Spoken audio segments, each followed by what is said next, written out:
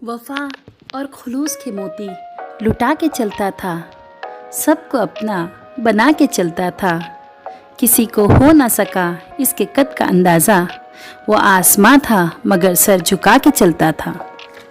अस्सलामु अलैकुम वरहमतुल्लाहि वबरकातुहू। जी हाँ नाजरीन, मेरी मुराद अबुल फ़ाखिर ज़ैनुल आबिदीन अब्दुल कलाम से है, यानी कि हमारे APJ अब्दुल कलाम से है, जो भारत के साबिक सदर और मारूफ साइंसदान रह चुके।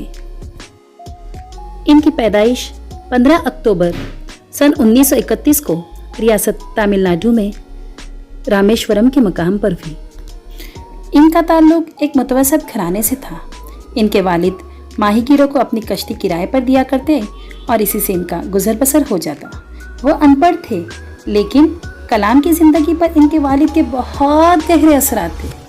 इनके दिए हुए अमली ज़िंदगी के सबक अब्दुल कलाम के बहुत काम आए।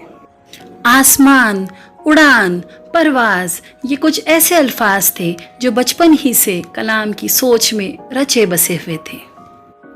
बचपन ही से आसमान पे उड़ते हुए परिंदों को देखना कलाम को खूब पसंद था। जमात पंचम में पहुंचने के बाद कलाम इस सवाल को उस्ताद से पूछ बैठे कि परिंदे किस तरह उड़ते हैं।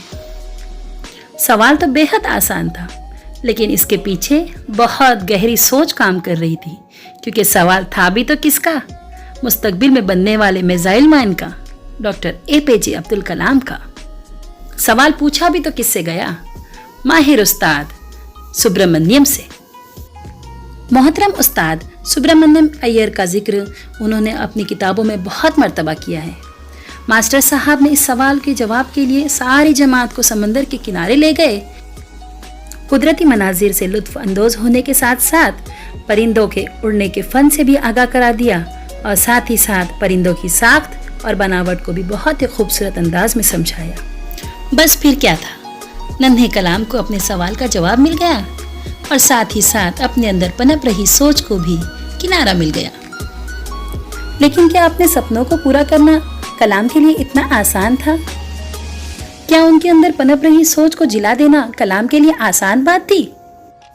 बिल्कुल ये नामुमकिन बात थी, क्योंकि गुर्बत और मुफलिसी जो उनके सामने बाहें फैलाई हुई खड़ी थी।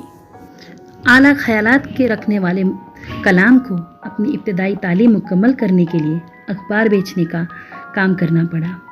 इसी बहाने से वो अखबार भी पढ़ लेते। मुताले का इन्हें बहुत शौक था। सुबह 4 बजे उठकर नहाते और मैथ्स की ट्यूशन जाते।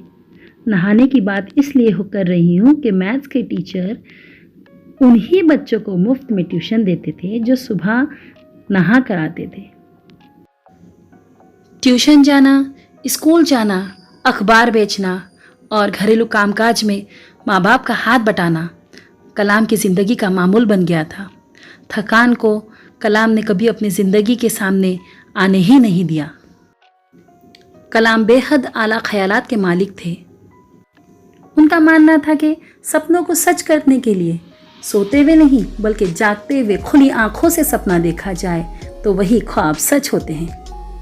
इन्हीं सपनों को सच करते हुए उन्होंने मद्रास इंस्टीट्यूट ऑफ टेक्नोलॉजी से खलाई साइंस में ग्रेजुएशन मुकम्मल किया।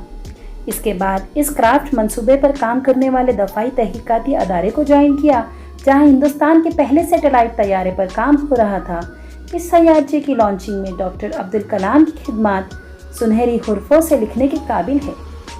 इसके अलावा प्रोजेक्ट डायरेक्टर के तौर पर उन्होंने सैटेलाइट जहाज़ इस्लीवा की लॉन्चिंग में भी अहम किरदार अदा किया। मिसाइल की तैयारी की वजह से इन्हें मिसाइल मैन का खिताब दिया गया। अब्दुल कलाम को हुकूमत हिंद की तरफ से 1981 में IAS के ज़िम्न में पद्म भूषण एजाज़ से नवाजा गया था।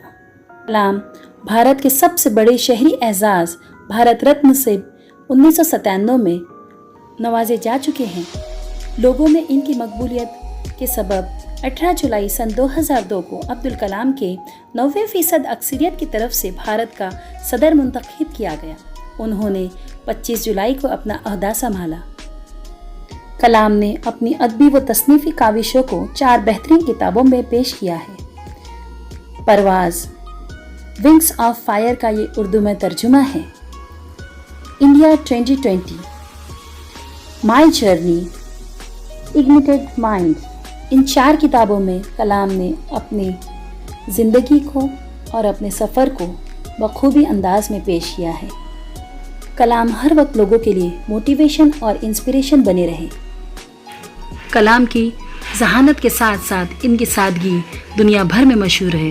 सदर जमहूरिया बनने के बाद राष्ट्रपति भवन में वो सिर्फ 2 सूटकेस लेकर आए थे।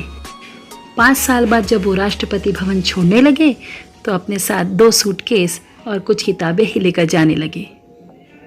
राष्ट्रपति भवन में जब भी कोई रिश्तेदार उनसे मिलने आता तो वो उनके लिए टैक्सी का इंतज़ाम करते, बजाय गवर्नमेंट के गाड़ियों के इस्तेमाल के। वो उनकी फ़ीस, किराया खुद अपनी जेब से अदा करते। इनके सदर जमहूरिया बनने के बावजूद सादगी की मिसाल ऐसी कि ना उनके पास कोई ज़मीन थी, ना अपना ज़ाती मकान और ना कोई जागीरें। आज कलाम हमारे दरमियान मौजूद नहीं है, लेकिन इनके कारनामे सदियों तक याद रहेंगे। वो अपने सपनों को लेकर अपने परवरदिगार आलम से जा मिले, लेकिन इनके सपनों की उड़ान आज भी जिंदा है।